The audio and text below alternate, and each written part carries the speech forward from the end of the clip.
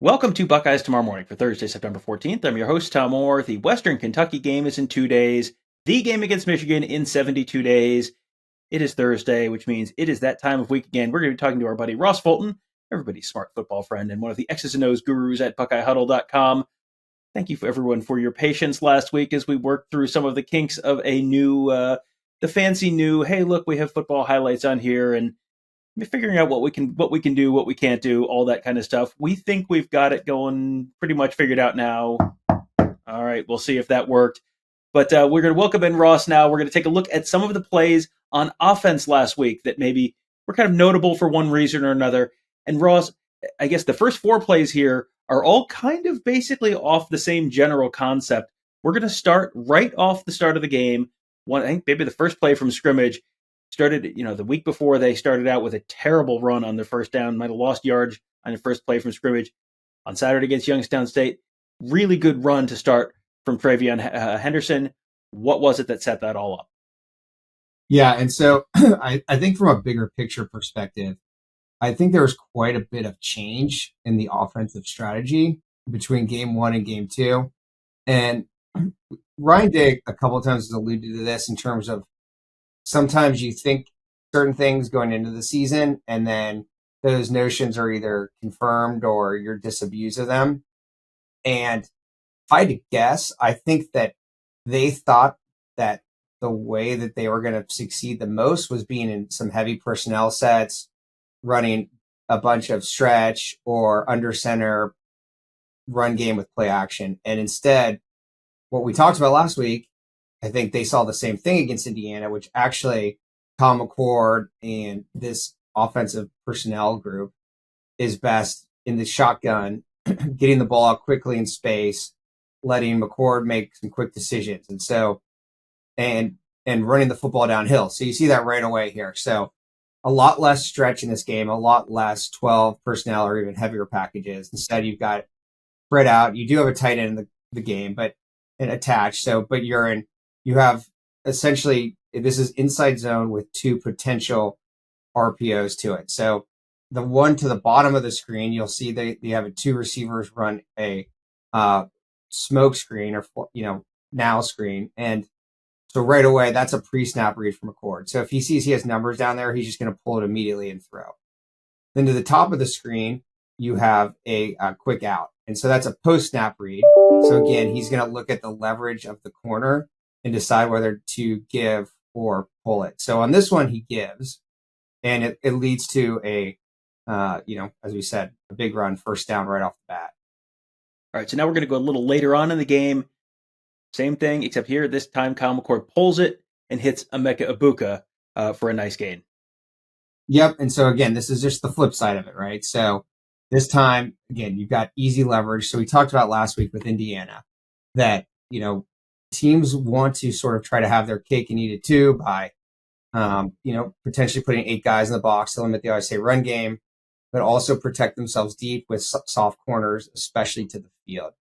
And so it's an easy read from McCord. He's decisive on these. He's accurate. I think it fits him well. He did this in high school. And also it has the benefit of getting the ball out in space to Egbuka and Harrison. So here you see, Egbuka makes a guy miss. It's a big gain. Again, I think so.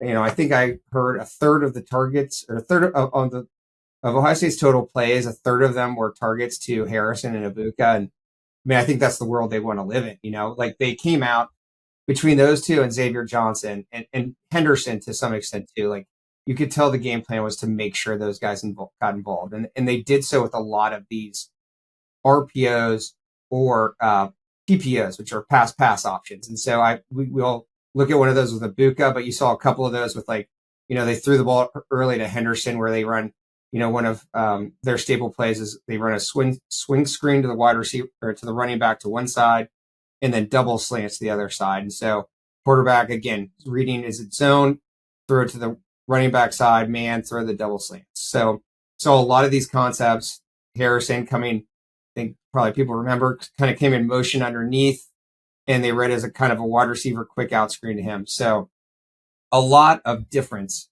compared to Indiana. And again, the next clip you mentioned, again, doing that with Emeka Egbuka. Yeah, so let's talk about that next one that, McCord pulls it, and then throw to McCord hits Emeka Egbuka for a touchdown. This was, I think, in the late in the first half.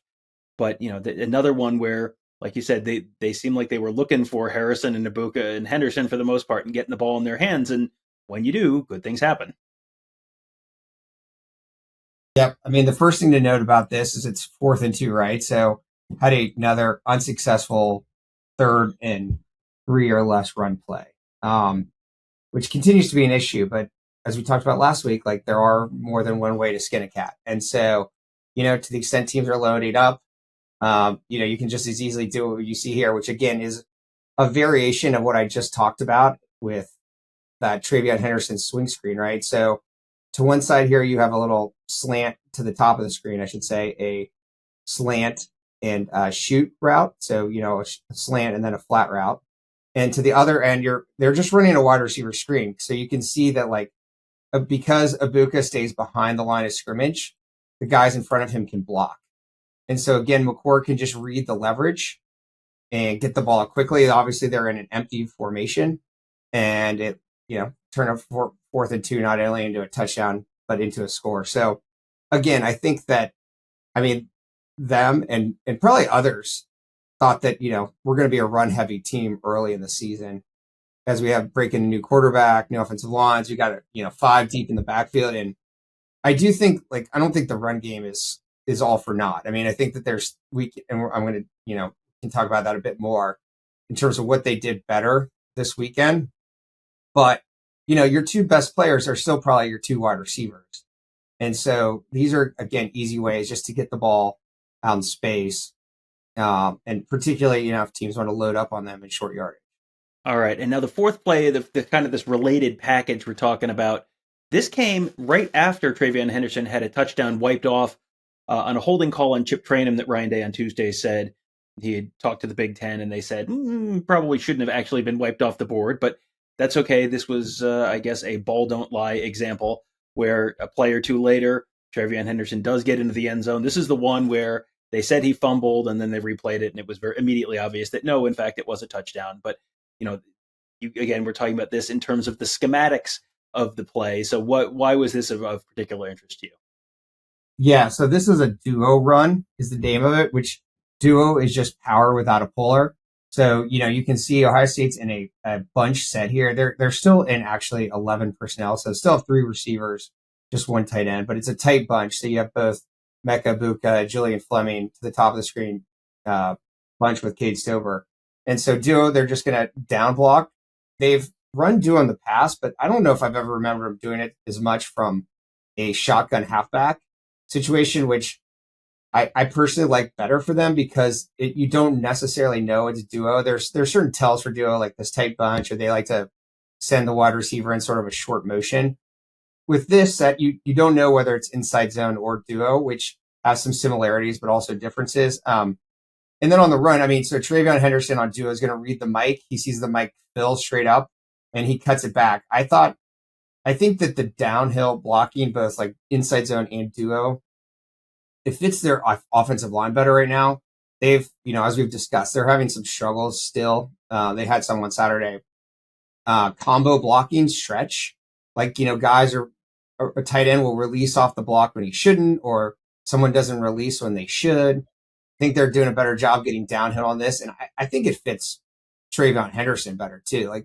He looked like a different runner on inside zone and duo than he did trying to run stretch because he is explosive. So it kind of forces him to make one cut and go and get north and south. And so, and then off of that, when you're in the gun like that, you can always RPO it and keep spread out. So again, I just think this fits their personnel better. And obviously I think they realize that too. So I would expect more of this sort of formula going forward, less, deep tailback, either in pistol or shotgun with multiple tight ends, and sort of trying to run a more pro style, stretch and then play action off of that.